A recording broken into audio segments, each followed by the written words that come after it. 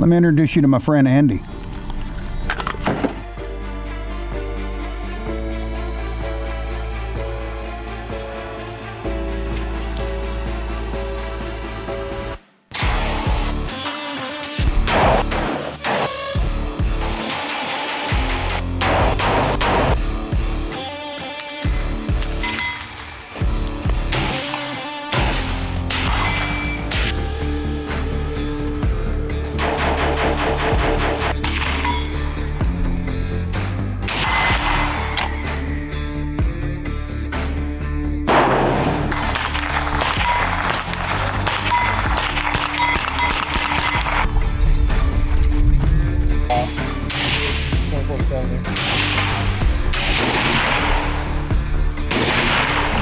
Didn't think so.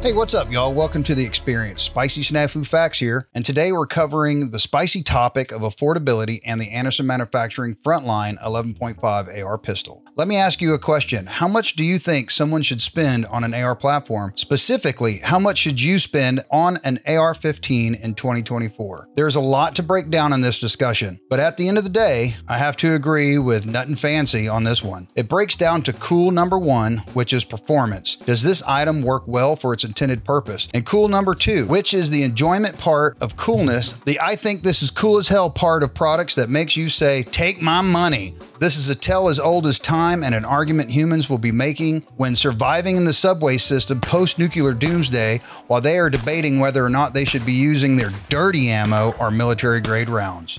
Let's go, Artyom. In one corner, we have the poors. Our heroic band of misfits doesn't have a lot of money to spend on tactical stuff, so they hope what they can afford is just as good as the fancy rifles they see online. Our fellow poors purchasing is generally focused solely on price. And for us personally, we pretty much only buy things on sale. Us poors definitely get excited about cool number two, and sometimes even end up buying guns because they come in cool colors or because it's marketing to our American, our Texan side. Performance is also important for us personally in some of the poors, especially the dudes who actually bought the ammo and trained with the money they saved on an economical rifle instead of just posting about it on Instagram after putting all their unzeroed accessories on. In the other corner, we have the brand loyalists. They like what they like. Maybe it's because a brand holds prestige as they've been around since the 1800s. Maybe that brand makes a particular product during the GWAT that everyone is now really nerding out on due to pop culture, video games, or the rifle cloning community.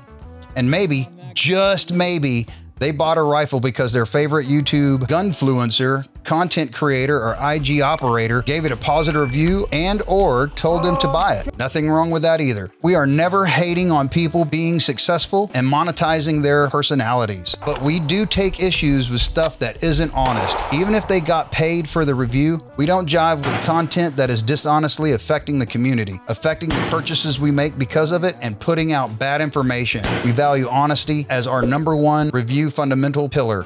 We will do the disclosure part right after we talk about some features.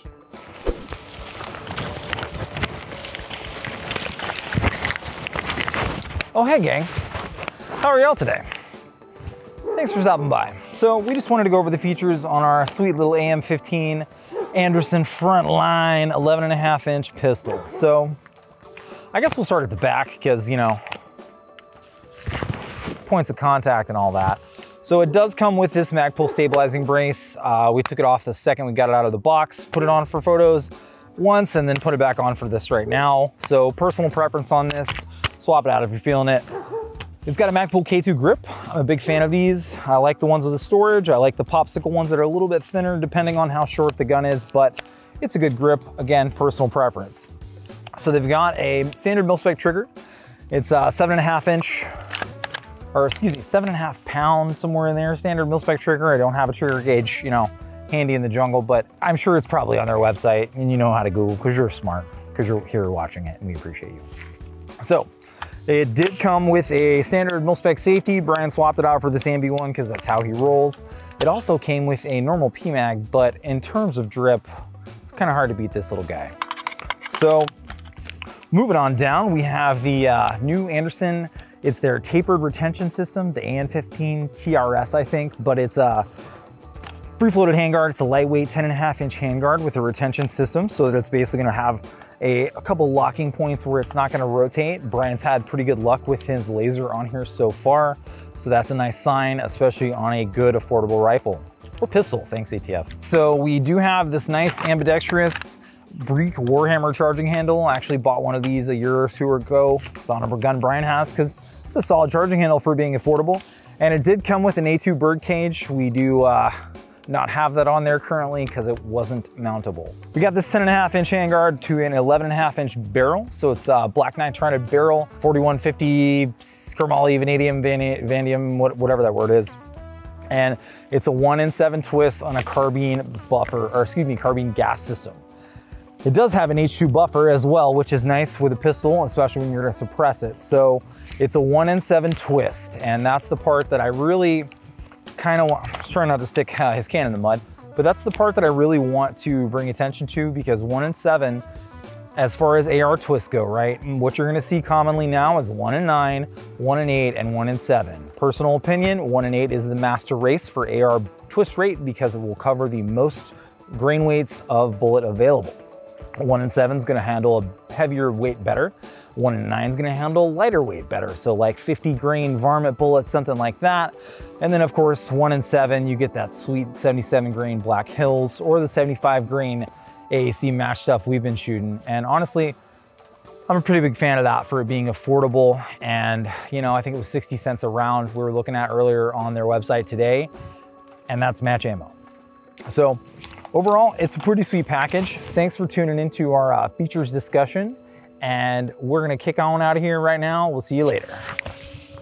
Full disclosure, Anderson sent us this rifle. We met their rep Kyle in Dallas at the NRAM show this year. That's the NRA annual meeting. You should go check out the video we did if you're curious about what it would be like to go next year. And Kyle reached out to us after the show to see if we were interested in doing the review. We told him absolutely. Hail to the yeah, we would be interested in doing it, but we would be completely 100% honest, regardless of the outcome. He was okay with that and encouraged us to pull no punches and tell the world exactly what we found. For them to emphasize that they wanted an honest review, even after we told them how rough we plan to be on the gun, we both think that that's a pretty good testament to Anderson being willing to take care of anything that happens. Fast forward to zeroing in our first range session. We had a few malfunctions that first day, which honestly may have been attributed to a magazine, which was a gift and had not been used since then. Otherwise, the gun ran well, and we even performed a highly scientific test, the ballistic refuse penetration test, or mag dumping at trash. Since this is one of the main categories rated in our upcoming Poor's Guide to Firearms Purchasing in 2025, we felt it was imperative to include this test. Accuracy-wise, we had some inconsistency with our groupings, which was definitely more noticeable once we got to the 100-yard line.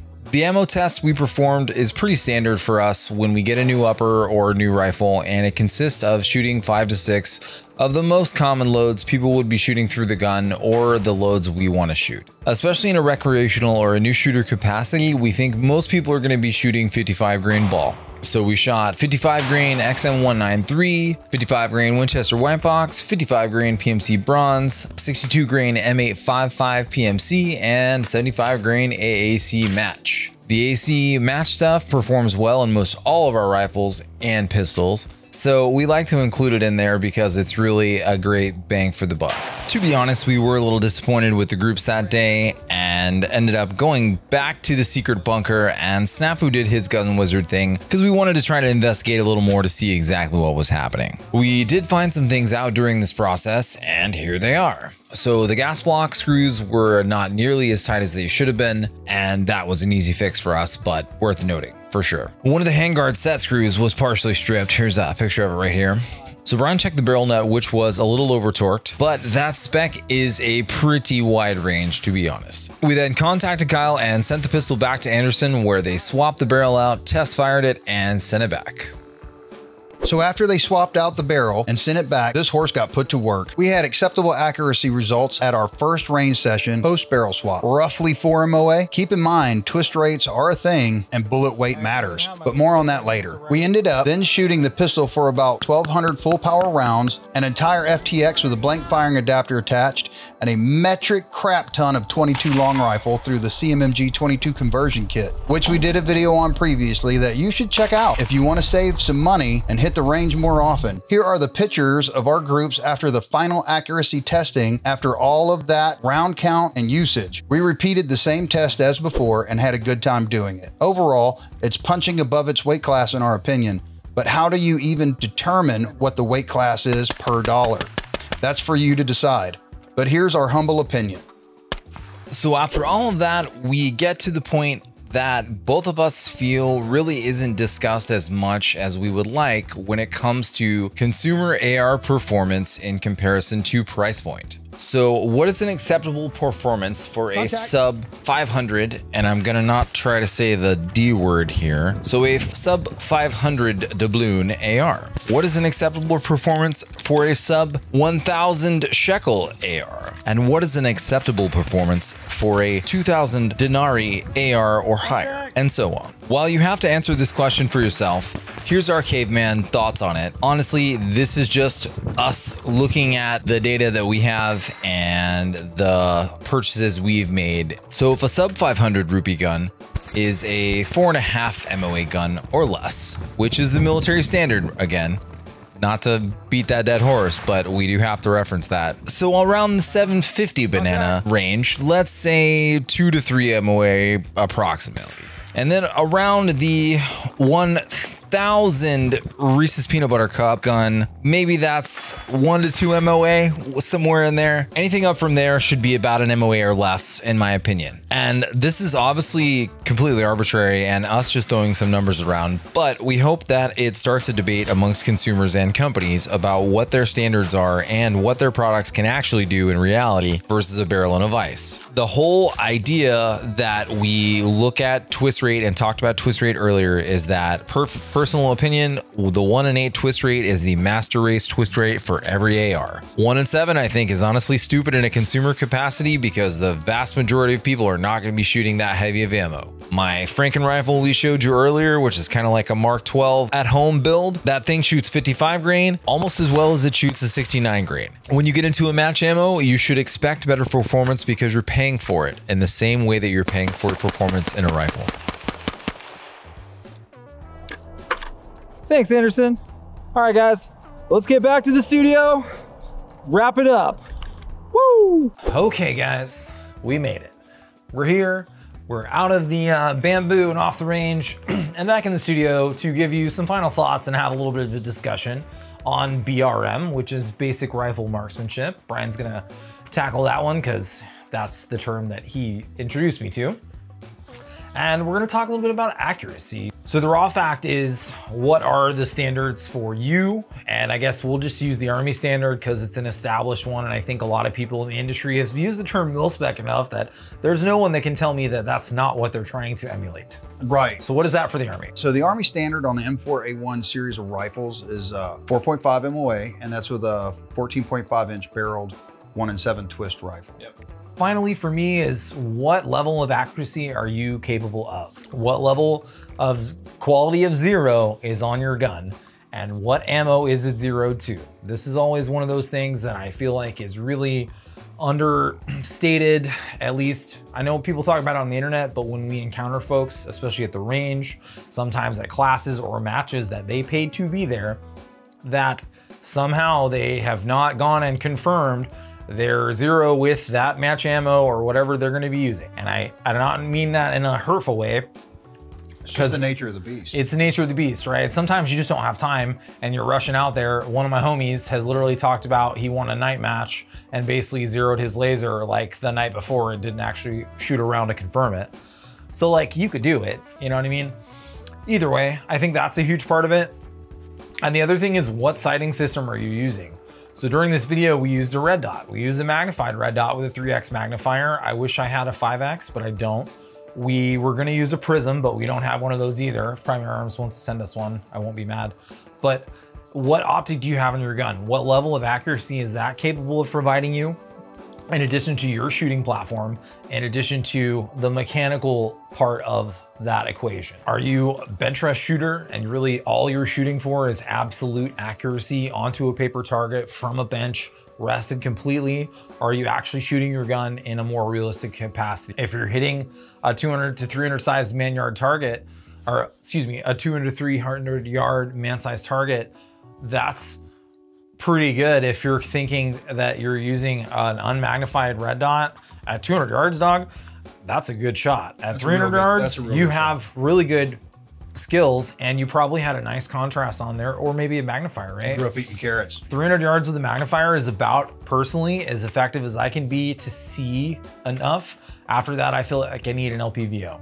Right, so when it comes to BRM, there's a lot of information you can get out there. You can research it. The Army has made manuals on it. The Marine Corps has made manuals on it. And those guys have really dialed the science of that in. And there's certain things you can follow. Like with BRM, what I do personally is I have a list of things that I run down mentally before I break a shot. And that goes no matter what position I'm in, whether it's kneeling, standing, prone, off of a bench, anything like that. I run through this list of things so I can always follow it, and I always break a shot at the natural portion of my breath. So some guys shoot it lungs full, some guys shoot it lungs empty.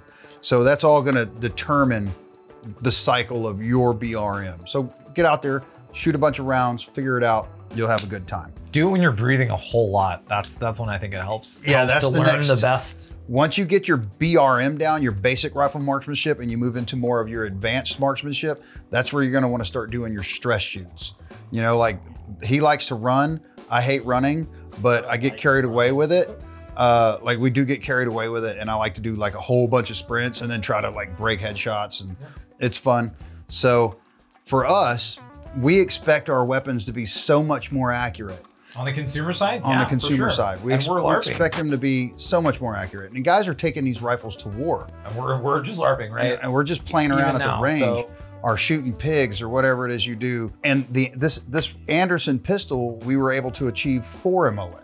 Yeah. So it's a half MOA more accurate than a standard set by the largest arms user in the United States. And I think after the barrel got swapped with the 75 grain, we did get a little bit better than that.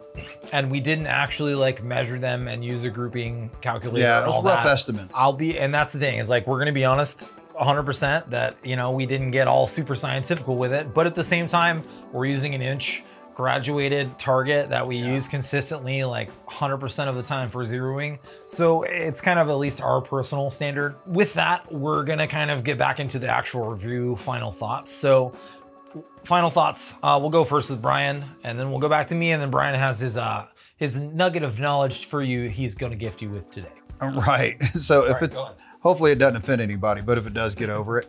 So with this particular rifle, I've thoroughly enjoyed it. I mean, I had a 3-powered magnification device behind my red dot, and I was consecutively pulling 200-yard shots on a steel plate, you know, like what, 10-inch? They're 10-inch gongs. Yeah, they're 10 or 8-inch plates, and then there's some, I guess, what are those bigger ones, are like 14 or 16? Yeah, but I was able to do that in the prone, kneeling, off a bench, and I can consecutively get hits with it at standing and moving from 100 and in. So for the price point that this is at, it's a perfect starter rifle. Like, my intention with this is to do a longer test on it. Pistol, sorry. Thanks, ATF. With this pistol, I'm intending on doing a longer test on it. Like, I've already changed the safety. I'm planning on changing the trigger. And then when I decide to come up with the big bucks, I'm gonna go ahead and throw a more premium barrel in it, just to see what we could do. But I'm not gonna change the bolt because sometimes the bolts have a tendency to stretch. So I want to put like 6,000-7,000 rounds through this before I change any of the internal components. Yeah, and I guess plug for the end of the video, we're gonna do it again anyway, but we are gonna do a like second half of this process later down the road, do some bore scoping, really clean the barrel really well, and try to see what accuracy changes. But that's your final thought. I think that's pretty well rounded. And for your fact that your Rock River's basically shot out and this is replacing it, like I said earlier, I feel like that's a pretty good testament to it being a quality build.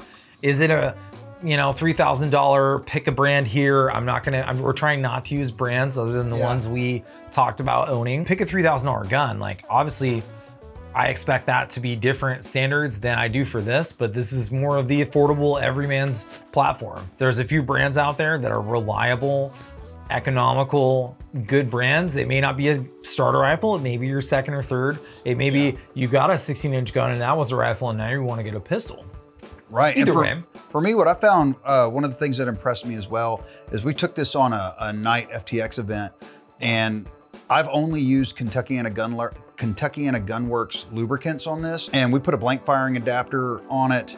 I lubed it like I always would with that same lubricant, the Kentuckiana Gun Works, and this is one of 2 rifles that did not go down.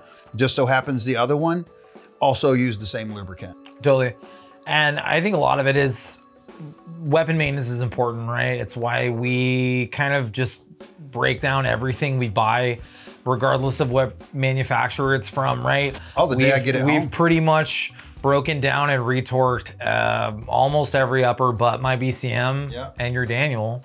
Yeah. Other than that, every single gun, home builds, obviously we did it anyway, but I think it's one of those things that a lot of folks are just so exposed to it on the internet that you have to stop and look at what's going to be best for you. And I know it's a meme, but if you can save money and get a nicer optic, maybe get a can, maybe do some other things with it, maybe just buy a bunch of ammo and shoot this gun until it does fall apart. And if that's at 6,000 or 7,000 rounds, cool. You've shot 6 times the cost of the gun and ammo. Exactly. Your skills are probably ready to get another rifle. Right. Or pistol. I can't help it. I'm sorry, ATF. Don't, please, my dogs are good. Or one of each. Or one of each, right? And then at that point, you'll probably realize that you need a longer gun. You need a shorter gun. Maybe you need something in the middle. Maybe you need something for night. Maybe you just need more tools. And if you're starting out with this tool, I think it's a great one. Oh, absolutely. And again, whatever price it is, whenever you're watching this, go check and Google around. That we found a lot of good deals. Honestly, some of them were lower than MSRP. So for me, that's a win right there. And again, we don't have a lot of really expensive guns. Like my most expensive gun is probably sitting behind us and I shoot it the least because it has expensive ammo. And bullets are again, expensive. Expensive stuff takes expensive food. So, all right, back to the final closing out. What's your final thought? So everything Taylor just said rolls into this for me really well. Before you can judge the accuracy of something, make sure you do a self-evaluation. Make sure that you're up to snuff on your basic rifle marksmanship, advanced marksmanship, so you can actually have a non-biased opinion. There's so many folks out there that will get a new firearm and go shoot it, and because they haven't shot it a lot, it's inaccurate. So the first thing they do is they place the blame on the equipment. This trigger sucks. Yes. So like if you don't know, so if like for myself, I have a lot of equipment that I run all the time. So before you pass a hard judgment on a piece of equipment, don't be afraid to ask. Ask someone who's already ran it. Ask someone who runs it a lot. Do a self-evaluation before you pass judgment too hard on some of your equipment. And always, always, always, always strive to learn something new and figure things out. Don't be afraid to ask. Don't be afraid to ask, man. That's something bad. It's really bad. Like the whole thing, guys don't ask for directions when they're lost. Yeah, don't be that dude. Buy GPS, learn how to read a map, and listen to someone's advice. It's okay to not know things. That's always the part that gets me, that people are upset that they don't have knowledge. Granted, you have this Babylonian rectangle that has just about the entirety of humanity's knowledge, you know, short of the Library at Alexandria and a couple other things. And so it's kind of realistic for you to be able to learn things, in my opinion. Absolutely. But not to roast you, hopefully to encourage you, and because we want you to get better. We think if there's more capable Americans, maybe America will be safer and criminals will be more afraid to do things. What's that? Make criminals afraid again, lingerie shirt. I dig that one. Yeah. So Thank you guys for watching. We appreciate y'all hanging out with us for this Anderson saga. Thanks for hanging out with meeting Andy and keeping it real. We hope that you appreciated the honesty and that Anderson will still want to talk to us after this. Kyle, we love you. And in all reality, we hope that you're willing to give their products a shot. I cannot wait to get a dissipator. I'm probably gonna buy one after playing with this just because we're doing retro things now and it just feels right. So, Brian, where can they find us? You can find us at SpicySnafu on Instagram. And you're already here on YouTube, so why don't you like and subscribe? And we'd appreciate it if you did that. And don't forget, we will be doing some more stuff with this pistol. So stay around, stay tuned. Thanks for watching. Until next time. Be safe in all you do. Go shoot your stuff until it breaks. And then fix it. Don't be afraid to ask. And shoot it again. Have a good day.